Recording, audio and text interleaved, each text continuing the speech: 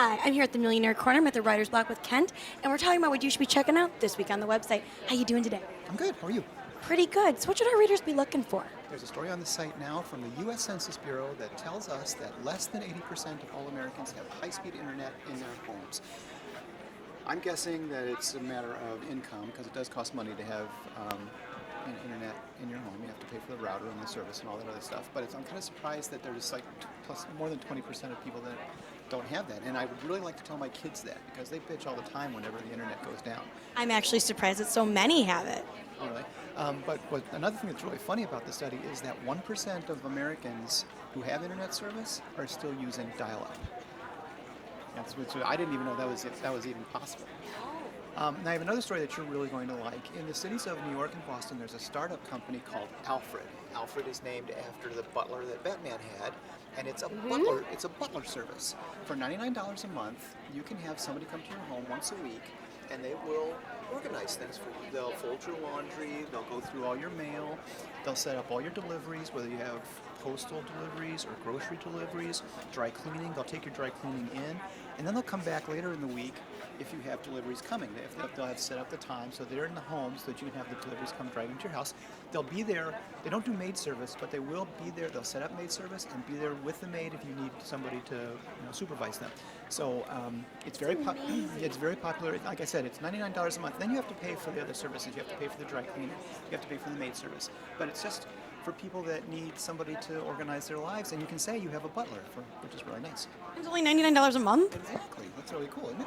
That's totally cool. Wait, that's only in Boston and New York? But they'll get here before you know it. That's awesome. Yeah. Okay, what else should we be reading? Monday, I'm going to have a story from a website called Career Bliss, and they interviewed thousands of workers in America and found out the happiest jobs in the country. And now we're talking about happy here, okay? The happiest jobs in the country, the top two, are both research jobs. There's a research and teaching job for at colleges, and then there's also something called a QA analyst, which is somebody who prepares tests and then does research on the results. Those are the happiest jobs. And the funny thing is, they had the top 20 happiest jobs. All of them are less than six-figure incomes. Many of them are less than $60,000 incomes, but they're happy. And I think there's a lesson in that somewhere. Absolutely. Well, these are going to be some great stories. Maybe the next time I talk to you, I'll have a butler. Won't that be exciting? What great stories should our readers be looking at this week while they are enjoying some time off for Thanksgiving? Well, speaking of Thanksgiving, it's a special time of year for moviegoers who like to take this opportunity to carve up the year's movie turkeys. The movies that maybe bombed at the box office, or you really had high hopes going in and they disappointed, or you just knew they were going to be awful.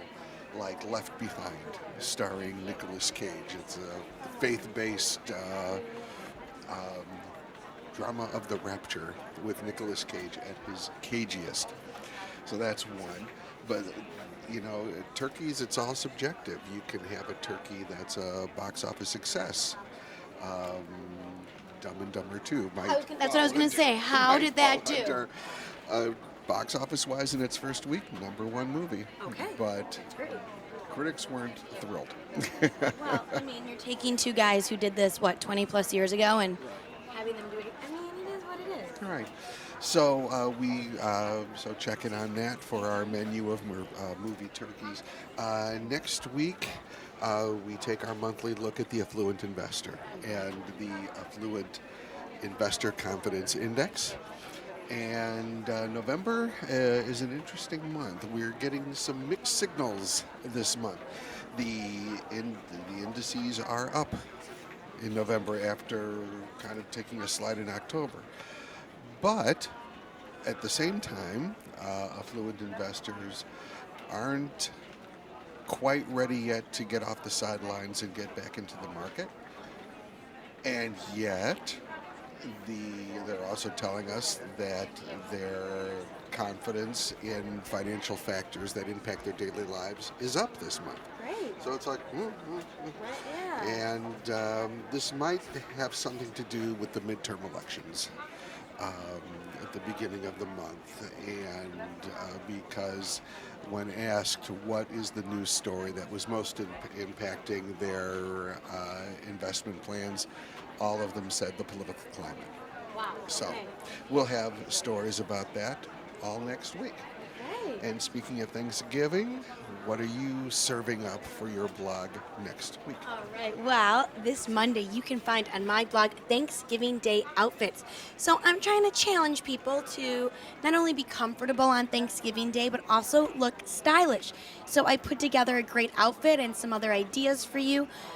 So that you can go to Thanksgiving Day dinner and look really pretty and presentable, but you still have an extra few inches in your awesome splendid leggings and your flowy top, so that you can enjoy 3 helpings of stuffing if you choose. So that's what we're going to be talking about this Monday. Great looks and having a great Thanksgiving Day. So I hope you stop by this week to check out all of our stories and more. I'm Heather Kiley. Thanks for stopping by.